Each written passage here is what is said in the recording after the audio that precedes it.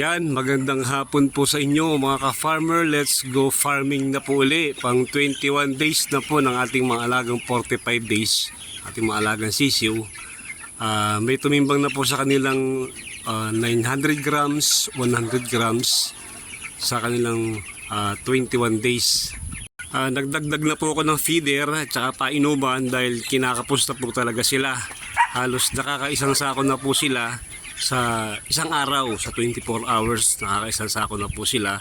Kaya laging bantay para wag silang ma-short sa pagkain, pati yung kanilang inumin ay hindi maubusan. Lalo po pag mainit ang panahon, dapat laging may laman yung ating painuman.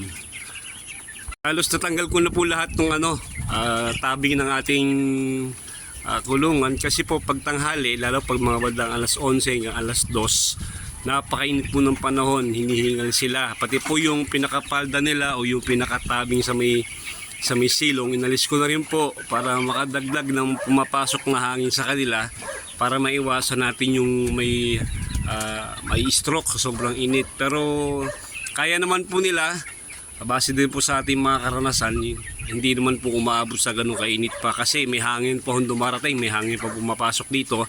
Mahirap po kapag talagang init na lang at wala ng hangin.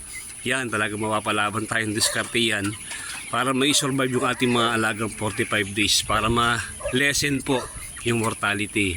Nakapagtimbang na ako, natamang piraso, merong 1 kilo, merong 900 grams, meron pa nga po lumampas pa ng 1 kilo sa kanilang pang 21 days. Kung titignan natin yung yung daily weight gain nila, pasok naman po. Expected po ito, basta tuloy-tuloy lang po na ganito ang kain nila at inom. Mga 28 days to 29 days pwede na ho mag-harvest kasi nasa 1.7, nasa 1.6 na po kanilang timbang. Napakabilis po, di ba? Nakaraan nagkarga lang tayo, ngayon isang linggo na lang halos pwede na tayo mag-harvest. Ganun po talaga kapag nakapagsimula kayo ng maganda. Maraming bagay po yung mainit ng panahon. Nakapag-start po ako ng magandang pag-brooding. Tapos po umayon sa atin yung panahon.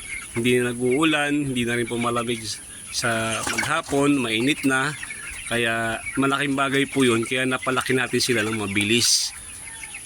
Tinanggal na natin yung mga tabing nila. Kailangan pag ganito po naggawa tayo ng mga adjustment, kailangan po obserbahan natin kung paano nagre-react yung mga manok sa ating ginawa. Halimbawa, nagtanggal ko yung tabing. Tignan nyo yung mga sisiw kung talagang kaya nila, baka nilalamig pa sila. Pag nilalamig pa sila, no choice, talagang ibabalik nyo po yung tabing nila sa gabi. Kasi po sa maghapon walang problema, sa gabi may problema. Lalo pag madaling araw, malamig po yung hangin. Pwede silang sipunin kapag mainit at lamig. Kaya dapat po talaga obserbahan natin sila kung paano sila nagre-react doon sa mga adjustment na ginagawa natin. Ito po ay backyard. Tayong mga nag-aalagang pinaka-farm manager, kung ano yung dapat gagawin natin sa ating mga alagang manok, tignan natin kung ano yung pinakamaganda. Hindi naman porkit halimbawa po sa ibang mga lugar na mainit ang panahon, tapos may nakita kayong ginagawa nila, hindi nyo pwedeng basta-basta kopyahin yung ginagawa nila. Kasi po, baka sa kanila mainit, sa inyo malamig.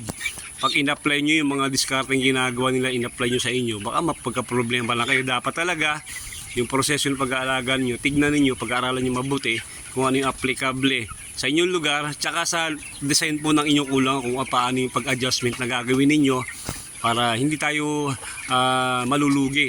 Kasi pag halimbawa, gumawa tayo ng adjustment, napasama yung mga manok, sinipon sila o nagkasakit sila dahil hindi natin ginawan kagad ng paraan, hindi malulugi po tayo. Kaya hindi po lahat hindi po pwedeng kokopyahin nyo yung mga ginagawa ng ibang mag-aalaga ng broiler sa ibang lugar na nag-backyard din, na i-apply nyo rin sa inyo. Pagbabasihan nyo pa rin po yung obserbasyon kung paano nagre-react yung mga alaga natin sa ating ginagawa. Yan muna po mga ka-farmer, maraming salamat po sa inyo. Sana magtuloy-tuloy yung magandang panahon para di tayo mahirapan sa pagpapalaki sa kanila. Hopefully 1 week from now pwede na mag-harvest.